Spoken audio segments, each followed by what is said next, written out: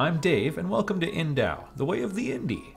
This is a video series on the process of learning indie game development. There's at least 1 billion tutorials to help you learn all the skills you'll need, but I've always found them a bit disconnected from the process of making an actual game, so that's what this series is for. Quick videos to share some of what I've learned, where and why I learned it, and how it impacted development. I've worked as a professional software developer and graphic designer for about a decade, split roughly equally between the two disciplines, and I've always done a lot of hobbyist game development throughout my life.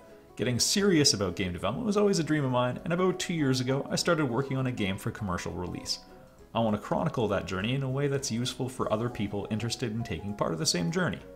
Now, I'm going to avoid giving advice as much as possible and instead focus on just sticking to my own story. The fact is, I don't really know what advice you need, but I'll tell you the advice that helped me, and I'll explain how.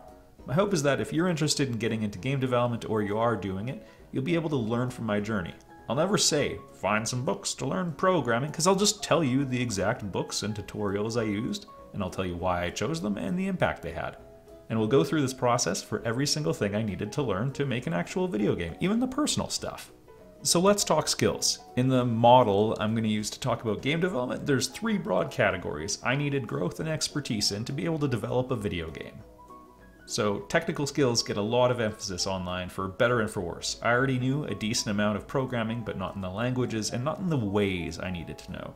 So a lot of the skills I had required some translation to be turned into a version that was appropriate for game development. Artistic skills don't get as much hype online as learning programming and game engines, but they're essential. Video games are art in and of themselves, and they're also vehicles of art. They're carrying music and sculptures and digital paintings and dialogue and narrative and more, and at any moment, they could be any one of those things by themselves or any combination. An ugly, badly designed video game doesn't really need to exist, and it's a waste of your time, even if the programming that holds it all together is a thing of beauty that every developer should study. So, while a video game can't exist without the technical component, it gets its worth from the artistry. And all of the personal character stuff you're going to need to get the job done gets glossed over, but it's pretty important. If you want to make a game, you need to do some very difficult things that probably aren't going to be natural, like work hard on something at great personal expense for years on end. Or if you're working with a team, you also need to make sure the team stays together and doesn't fracture or give up or lose key members. For me, this area was actually the bottleneck all along.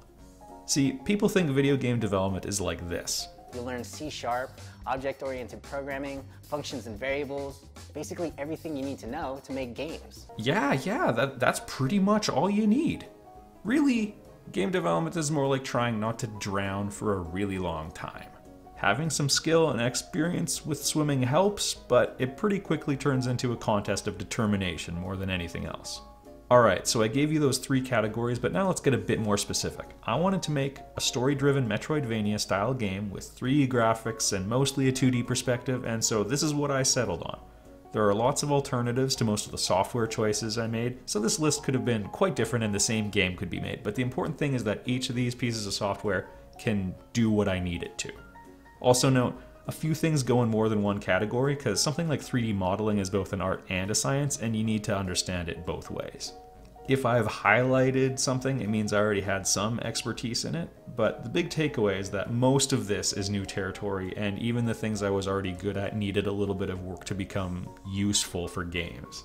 There are a lot of things that I thought I would be good at, and you're probably in a similar boat if I had to guess. For example, I thought for me, years of playing and analyzing video games would make me a great game designer. But it's important to remember, that's like thinking I'd be good at building bicycles because I've ridden a lot of them and taken a whole bunch of them apart. That doesn't necessarily mean I'd be good at building a new bicycle from my imagination. A little bit of humility is still in order. So, time to start learning. In the rest of the series, I'm going to break down the path I found to travel on the way of the indie, and I hope you'll join me and be able to learn from my journey. See you there.